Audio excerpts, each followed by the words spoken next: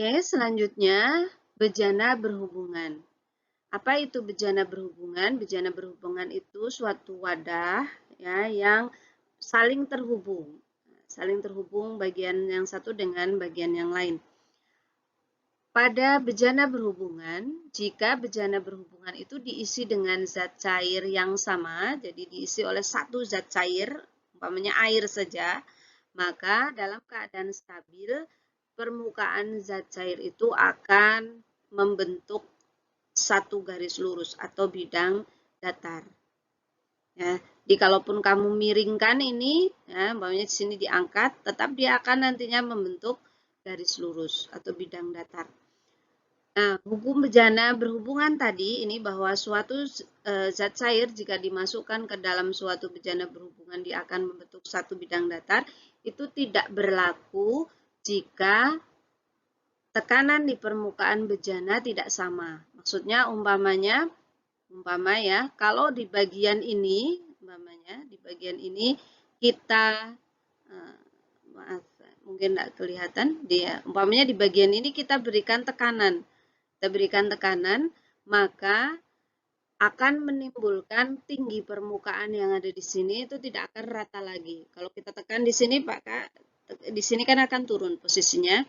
Itu akan menyebabkan bagian yang lain naik, gitu, sehingga tidak rata lagi. Kemudian yang kedua, jika diisi lebih dari dua zat, ya, atau diisi dua zat yang berbeda atau lebih.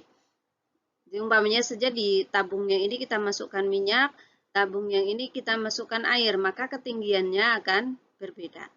Kemudian yang ketiga, jika digoyang-goyangkan, ya, kalau bergerak tentunya permukaannya tidak akan lagi rata. Kemudian yang keempat, jika salah satu bejana merupakan pipa kapiler. Pipa kapiler itu adalah pipa atau saluran yang ukurannya sangat kecil. Ya, jadi kalau ini salah satunya berupa pipa kapiler, maka tinggi permukaan zat cairnya tidak sama. Nah, pada bejana berhubungan atau pipa U, jika diisi dengan zat cair yang berbeda, itu akan menghasilkan tinggi permukaan yang berbeda. Nah, tinggi permukaan yang berbeda ini menghasilkan rumus, ya. Rumusnya seperti ini. Sebenarnya rumus ini muncul dari tekanan di sini, ya, tekanan yang dialami oleh zat cair 1 sama dengan tekanan yang dialami oleh zat cair kedua. Nah, karena dia mempunyai massa jenis yang berbeda, maka kita dapatkan tadi kan tekanan hidrostatis itu Rho kali G kali H. Nah, Rho kali G kali H untuk zat cair 1 sama dengan Rho kali G kali H untuk zat cair kedua. Nah, karena nilai G itu sama, ya, gravitasi itu sama, kalau berada di tempat yang sama, maka G-nya bisa kita hilangkan. Sehingga hanya berlaku Rho 1 kali H1, maksudnya massa jenis zat cair pertama kali kedalaman zat cair pertama sama dengan Rho zat cair kedua kali kedalaman zat cair kedua. Contoh penerapan. Nah, kita lihat contoh soalnya.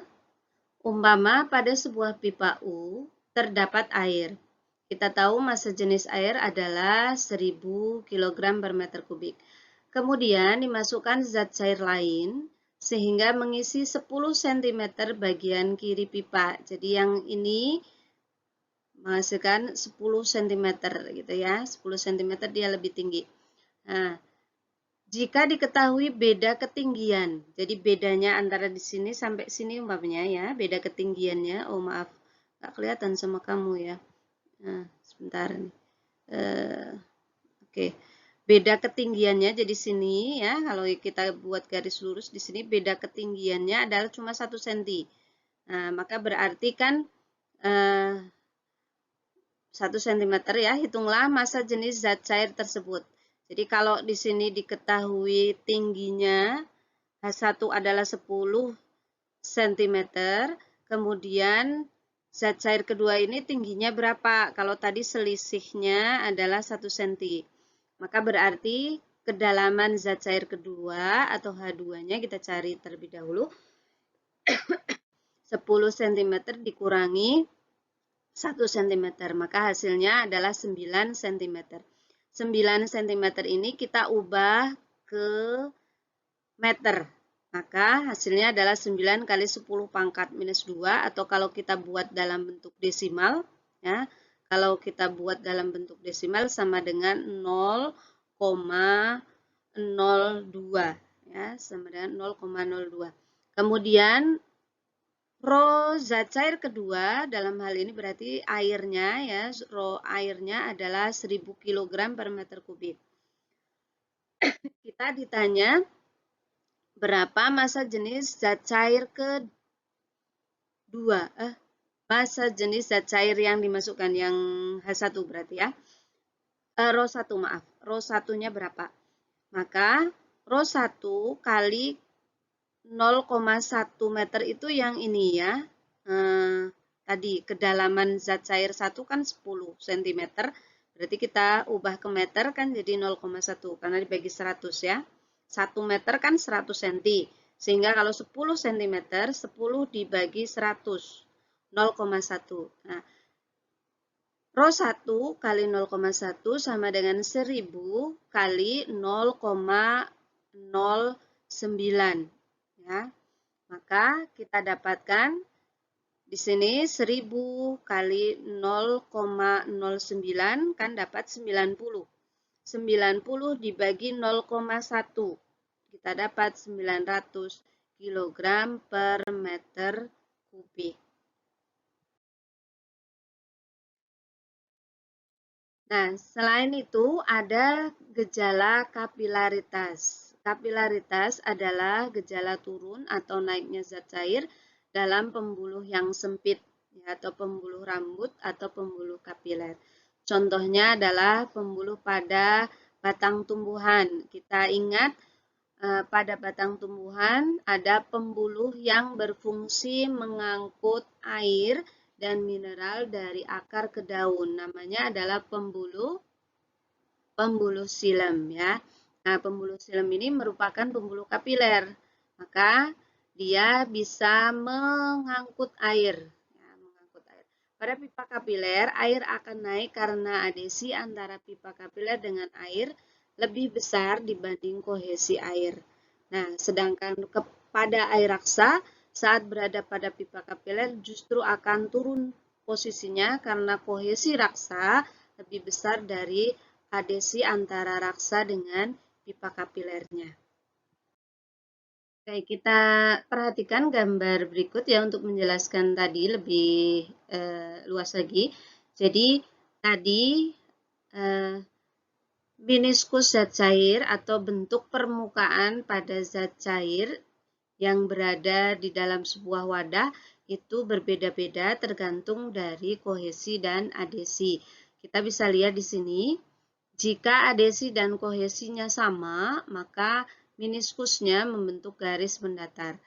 Kalau kemudian kohesinya lebih besar dari adhesi, ya, kohesi zat yang ada di dalam ini lebih besar dari adhesi antara zat cair dengan wadah, maka meniskusnya cembung. Contohnya umpamanya pada air raksa. Kemudian meniskus cekung itu jika adhesi lebih besar dari kohesi, atau kalau dibalik kohesi lebih kecil dari adhesi. Itu terjadi pada air contohnya. Nah, tadi Ibu jelaskan bahwa pada bejana berhubungan, jika salah satunya diisi atau berupa pipa kapiler, maka pada pipa kapiler ini tinggi permukaannya tidak akan sama dengan yang lain. Kalau di gambar ini yang dimasukkan, ya, sebentar, ya. Nah, oke.